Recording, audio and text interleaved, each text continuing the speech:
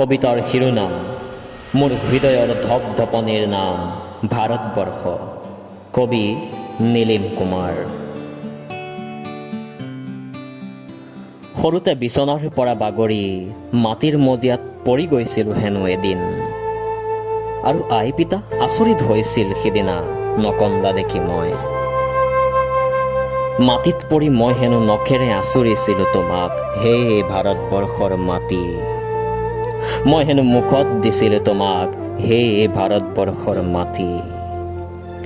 সিদিনাই চাগে মোৰ তেজত মিলি গৈছিলা তুমি, সিদিনাই চাগে তোমাৰ মাটিৰ শীতলতাই মোৰ ভিতৰৰ অগ্নিক চিনিছিল, হে ভাৰতবৰ্ষ।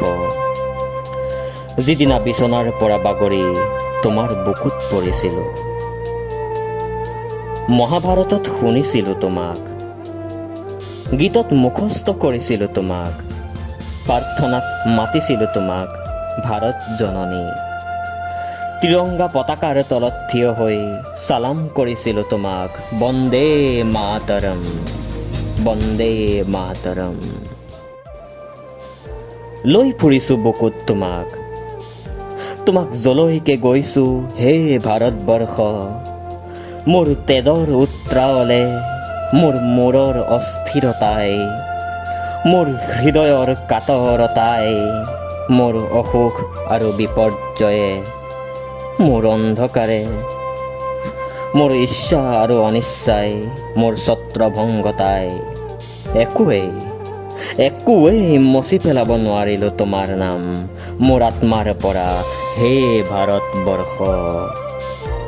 কিয়নো যিদিনাই জানি নাজানি মই মুখত দিছিলোঁ তোমাৰ মাটি, সিদিনাই মোৰ পেটত তুমি আহাৰ হৈছিলা।